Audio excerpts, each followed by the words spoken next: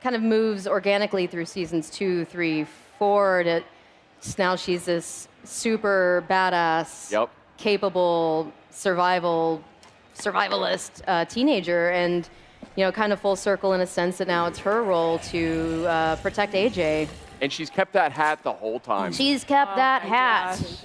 You can tell that hat's been through some wear. I was gonna say that hat has. Like D is like flapping off it. Yeah, but she still has the hat. So this is a very different look here right off the top. I mean, I've not seen sort of action like this from the series before. Yeah, the final season has sequences of unscripted combat where the players get to choose in a more mechanically engaging way how to engage with the zombies. Cool. And I mean, visually, this looks excellent. What do you think, Kristen?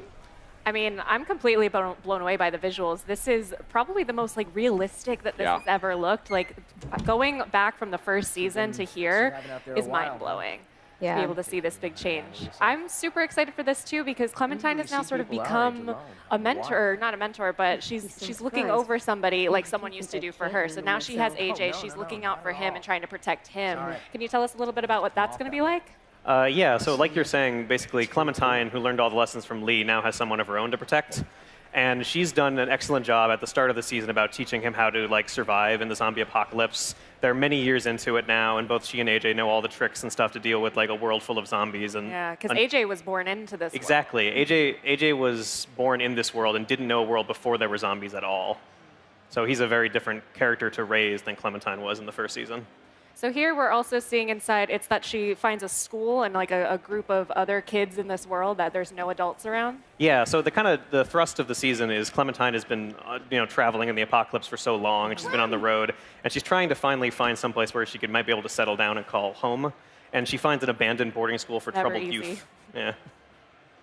It's a society of children which has no adults, so there's no one hung up about how the world used to work. Yeah. So this might be a real chance for her to make something that lasts.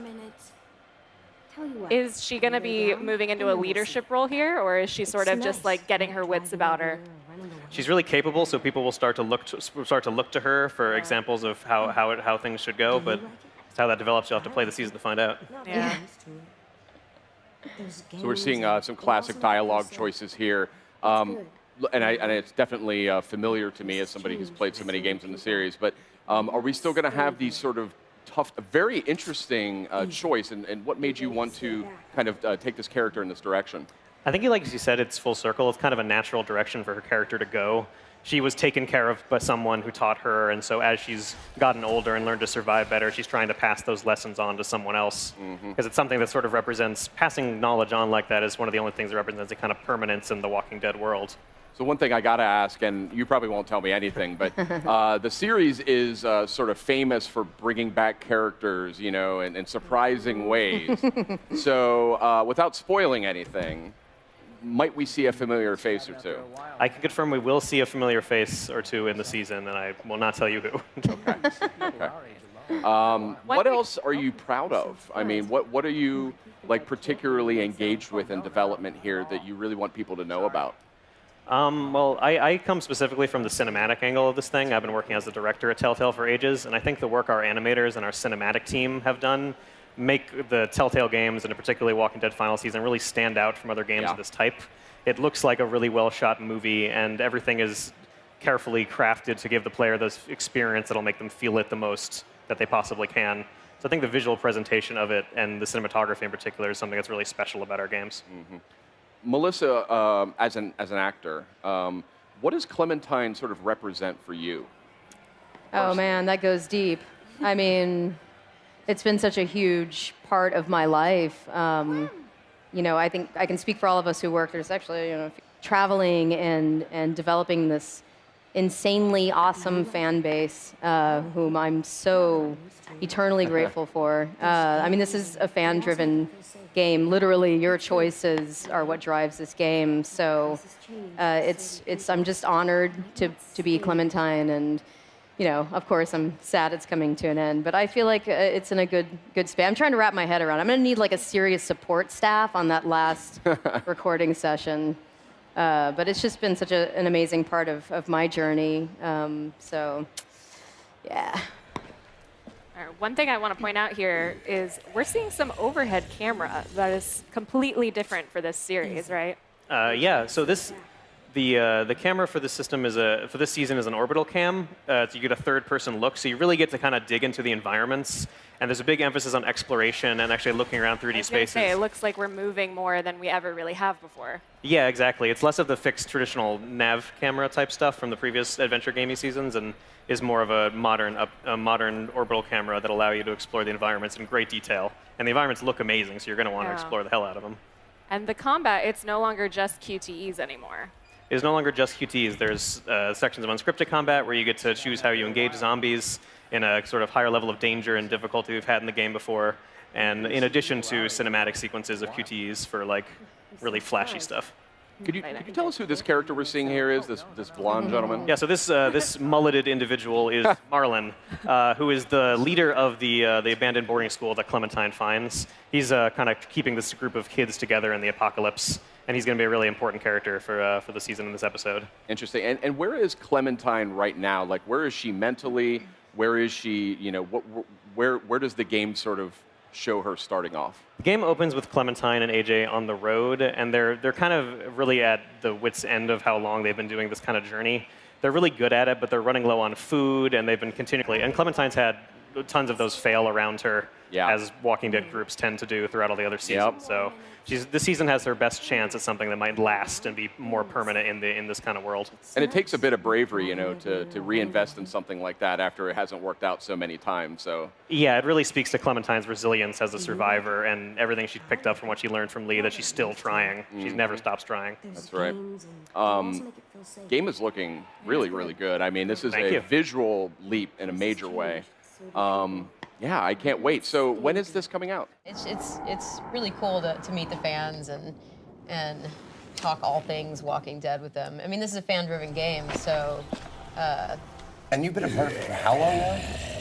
We've been trying to do the math. Yeah, we've not been doing the math the last on 3 camera. days. Yeah. Oh, really? Okay. Subtract 2012 from 2018. Okay. It's as simple as that, and we can't figure it out. It's some number that just defies. Now, hold on. Okay, now we're watching the B-roll here, and this is something. We've seen a couple of things that have been playing on there, yeah. Definitely want to bring this up, the new gameplay. Yeah, so what you just saw there was unscripted combat. So we're introducing segments of unscripted combat to really put the player into the situation and allow them to feel that uncertainty and that fear of living in a world that is overrun by undead. Also, what we're seeing, I think, we might have already gone past it, but we have an over-the-shoulder camera system as well, which is also a break from what we normally do, where we're very much more fixed with the cinematic style. This is just like, again, we're like trying to create the most engaging Walking Dead experience yet. And it just allows the player to explore our environments in great detail. You know, we can also see they're looking really good too with this new graphic black art style. Does that mean there will be more to explore since we can look around now? Yeah, there's more to explore. Yeah, there's more to explore. There's even a small collectibles system in it, and so there's definitely more gameplay. Yeah. And this one is going to be 4 chapters. Is that correct? It's going to be 4 episodes. Yeah. Okay. And do you have a timeline on when all 4 are going to be out? Well, you know, yes. But the plan is to get them all out by the end of the year. Okay. Ooh, so that's exciting. It's a plan. So that's what we're aiming for. So hopefully that'll work out. If not, hopefully that's that'll okay. work out. I'm like, take your time. Yeah. Just kidding. Just kidding. Have you had an opportunity to play these games? Yeah, I have. I'm actually a huge fan. I've been a huge fan of the franchise since. Well, I watched the show, then I read the comics, and obviously. So, and it's cool because when I play it, I'm actually really able to like get myself out of my performance. And obviously, I don't get to see the background and the ambiance noises and the other actors. So it's really cool. Yeah. So I'm a big fan. It must be exciting to see your work like in the fully implemented stage and see exactly what it was that you were working on. Since you probably record alone. Row, row, row your boat gently down the stream. Merrily, merrily, merrily, merrily, life is but a dream. AJ, come on. Row, row, row your boat gently down the stream. If you see a crocodile, don't forget to scream. Don't forget to scream. Come on, you love this one. It's a bad song. You shouldn't scream. Ever. Screaming brings monsters. Yeah, you're right, kiddo. This song was written before, when kids didn't have to worry about monsters. I don't remember a time without monsters. I know.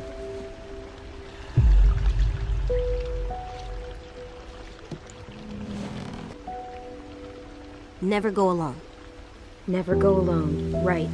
And what do we do when the monsters come? We shoot them in the head. And what else? Always save the last bullet for yourself. Now, what do you do if I get bit?